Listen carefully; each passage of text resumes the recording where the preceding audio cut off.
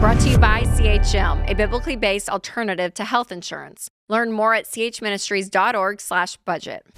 I've been married for almost 30 years. And I'm 62 years old. And so is my spouse.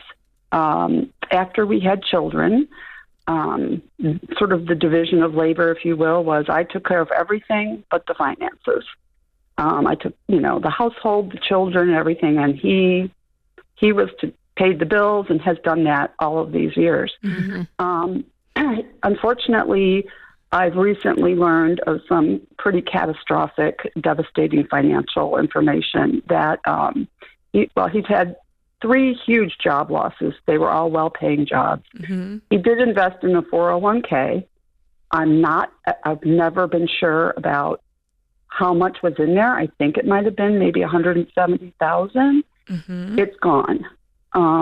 Each time he's had a job loss, it's been a 2 or 3 year gap in between because he refused to take anything other than an upper management position. And I've learned he's spent retirement savings during those years to keep you guys going. What did you think can I just ask, when those timeframes were happening, where did you think the money was coming from? Well, I asked him, and to be frank, he's got a lot of major management issues. Okay. I've always pressed to try to have a household budget. I was debt-free before I met him. I had accumulated $30,000 in retirement myself. Mm-hmm. And any time I would press it, I became fearful because he would get terribly angry. Yeah. But if you had to ask yourself, where did you think the money was coming from? Did you have something in your heart that you thought, oh gosh, we're probably on credit cards, or we're probably on... Yeah. Okay. Yeah, in my heart, for sure. But he just kept saying, quote, relax, quote, everything's fine. Don't nitpick me. We're fine. And he just kept saying, you wanting to do this budget and asking me these questions is showing you don't trust me. Well, apparently I had reason not to trust him. Of course. Yeah, for sure. When did you find this out, Beth? About 2 months ago. Okay. And there's no money in the retirement. And it's because, I just want to clarify that he's been spending it throughout the years, or did he take a massive withdrawal and spend it in the last year? He's been spending it throughout the years. Okay. So he's just been dwindling it down. And now you guys are 62 and you don't have anything retirement-wise. Well, not only that, but he had accrued, as the financial manager of our family, he had accrued about $80,000 in credit card debt. Okay. And in 2016, we did a cash-out refinance on the house to pay it off. He promised this would never happen again. And then in 2016, I became very ill. I wasn't expected to survive. I had no idea what's been going on since 2016 with our finances. And now praise the Lord, I'm recovered enough to work part-time, but that's all. And in all this time, his most recent job loss was 3 years ago, and I finally convinced him to sell cars. So he's selling cars. How many cars do you have? No, he's selling cars at a car lot. Oh, got you. Okay. Yeah. To make money, yeah. He wouldn't get a job before, but now all of a sudden, 6 months ago, he said, okay, I'll sell cars. So today, what is the financial snapshot? Is it still the $80,000 in credit card debt and that's it? Or give us a picture of what's going on. Yeah, we paid that off with the cash out refinance back in 2016. Okay, so then tell us. Then we now have $126,000 in debt, new debt, since the $80,000 was paid off. And is that more because of the mortgage, the refinance, or is this consumer debt? Consumer debt. Okay. Break that down for me. What does that consist of? I've had to do a lot of digging here. I took some notes. There's a $77,000 in credit card debt. Is that in his name or your name?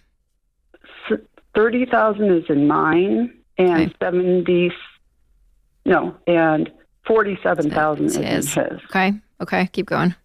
And then he got his sister to co-sign a HELOC on the house for $50,000, and now that's all gone too.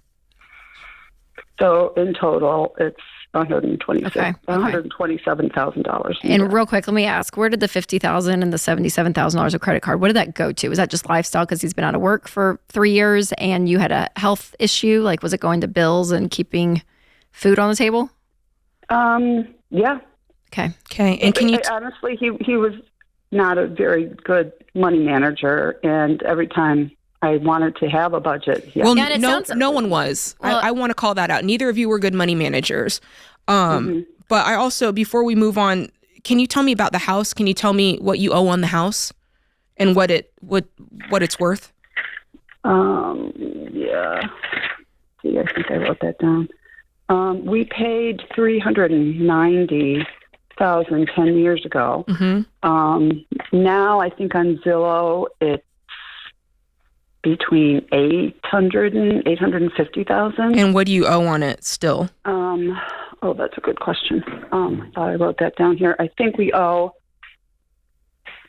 because of the cash out refinance and the HELOC, about $360,000. Okay. So the good news is you still got a ton of equity in it. You're no longer together. Are you no longer together? What's happening here? It sounds like somebody that you would no longer be in a relationship with unless you're doing deep work to fix this. So what's taking place with the relationship? I've been trying to do the deep work for 30 years, and I've realized that it hasn't changed. Yeah, Beth, so this would be a scenario which doesn't happen often, but you're a 62. He is lying to you. He is an angry person that you can't breach a subject with, which is not just money, Beth. This is an insight picture into the marriage, right? And so this is your entire life. And this is a time I would say I would have my own money. 100%. I would get your own checking account, which we rarely say this. We're the show that's the opposite. But in a situation like this is when things come up that literally he's driving you guys with his pattern of behavior over 30 years with no flag for change. It's going to continue to go down this lane, and that's not going to be healthy for you. And so if I were you, Beth, I would talk to him and say, until trust can be built back and I see a new pattern, we're separating our finances, because it's a symptom of how our marriage has been.